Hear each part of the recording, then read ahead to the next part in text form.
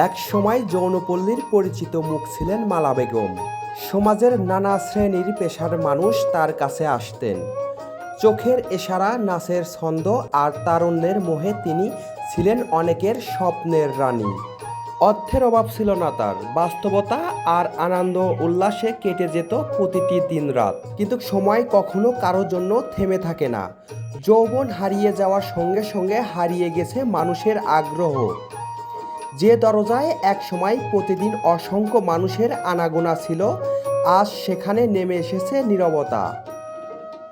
এখন তিনি যৌনপল্লীর ভেতরে ছোটোখাটো কাজ করেন, কখনো খাবারের হোটেলে, কখনো অন্যের বাড়িতে কাজ করে কোনো মতে দুবেলা খাবারের ব্যবস্থা করেন। প্রায় 40 বছর আগে শুরু হয়েছিল তার জীবনের এই নির্মম অধ্যায়। বিয়ের পর স্বামীর নির্যাতনে ভেঙে যায় সংসার। আশ্রয়ের আশায় বাবার বাড়িতে ফিরলেও সেখানে ভাইয়ের অত্যাচার থেকে রেহাই হয়নি। একসময় এলাকার এক নারীর প্রলোভন ও প্রতারণার শিকার হয়ে তাকে বিক্রয় করে দেওয়া হয় ময়মনসিংহের একটি যৌনপল্লীতে। পরে সেখান থেকে স্থান হয় দৌলতদিয়া যৌনপল্লীতে। এই পল্লীতেই হারিয়ে গিয়েছে তার যৌবন, স্বপ্ন, সম্মান আর স্বাভাবিক জীবনে ফিরিয়ে যাওয়ার সব সম্ভাবনা। আমার বিয়ে হয়েছিল, ওই ঘরে অনেক অত্যাচার করতো।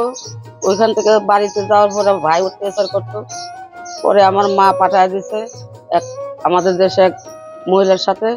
সে নিয়ে আমাকে ময়মনসিংহ এইসব জায়গায় আমাকে বিক্রি করে। তখন তো এইসব জায়গা চিনতাম না। তো বিক্রি করার পরে ওতে টাকা নিয়ে চলে গেছে। যাওয়ার পরে মনে করেন আমি নিরুপায় হয়ে আমার এই টাকা লাগছে। ভাইকে ওখান থেকে আমাকে এখানে নিয়ে আসে, যার কাছে বিক্রি করছিল সে নিয়ে আসার পরে সে এখানে কিছুদিন থেকে চলে গেছে। পরে আমার মতন আমি থাকছি, ইনকাম করছি, এক একজনের পাল্লায় পড়ছি। পরে পরে টাকা পয়সা নষ্ট করছি, মনে করছি জীবনটা এইভাবে যাবে, টাকারে ধরে রাখতে পারিনি। এখনকার জীবনে অনেক কষ্ট, অনেক কি করে আছি আর কি। তার মানে ওষুধ খাবো, সেই টাকাটাও কতদিন গোছাতে পারি না, কতদিন এক বেলা খায় আর এক বেলা টাকাও গোছাতে পারি না, অনেক সমস্যাতে আছি। জীবনের শেষ প্রান্তে এসে তিনি শুধু দীর্ঘশ্বাস ফেলেন। অতীতের কিছু সিদ্ধান্তের জন্য অনুশোচনা থাকলেও এখন আর ফিরে যাওয়ার কোনো পথ নেই। স্মৃতি আর কষ্টকে সঙ্গে করেই কাটছে তার প্রতিটি দিন। তবে সবচেয়ে বেশি ভয় তাকে তাড়িয়ে বেড়ায় মৃত্যুর পরে অনিশ্চয়তা। মৃত্যুর পর জানাজা হবে তো? দাফনের জন্য সমাজ কি তাকে আপন করে নেবে, নাকি মৃত্যুর পরও তাকে বহন করতে হবে পরিচয়ের অভিশাপ? এই প্রশ্ন তাকে প্রতিনিয়ত কাঁদায়। মালা বেগম একা নয়, দৌলতদিয়া যৌনপল্লীর 2 শতাধিক বয়স্ক নারীর আজ একই বাস্তবতার মুখোমুখি। অনেকের বয়স 60 পেরিয়েছে। যৌবনের আকর্ষণ ফুরিয়ে যাওয়ার পর তাদের দিকে আর কেউ ফিরে তাকায় না। এক সময় যারা অন্যের চাহিদা পূরণ করেছেন, আজ তাদের নিজের দুমুঠো খাবারের নিশ্চয়তা নেই। রূপ যেমন ছিল, চেহারা শরীর ভালো ছিল, মানুষ মনে করেন মানুষের পিছনে আমার ঘোরা গেল, মানুষই আমার পাশে ঘুরে বেড়াইছে। এখন আমার রূপ নেই, যৌবনও নেই, আমার অর্থ সম্পদ কিছুই নেই। এখন আমার কেউ চেনে না, এমনকি আমার সন্তান আমার চেনে না। অনেকেই বয়স্ক ভাতা বা সামাজিক নিরাপত্তার সুবিধা থেকে বঞ্চিত। তাদের প্রতিটি সকাল শুরু হয় অনিশ্চয়তা নিয়ে, আর প্রতিটি রাত শেষ হয় দীর্ঘশ্বাসে। শুধু দৌলতদিয়া নয়, দেশের বিভিন্ন যৌনপল্লীতে অসংখ্য বয়স্ক নারীর জীবন একই গল্পে গাথা। যৌবনের জৌলুস একদিন শেষ হয়ে যায়, কিন্তু দুঃখের জীবন শেষ হয় না। সমাজের অবহেলা, দারিদ্রতা আর ভবিষ্যতের অন্ধকারকে সঙ্গী করেই তাদের প্রতিদিন বেঁচে থাকার যুদ্ধ চালিয়ে যেতে হয়।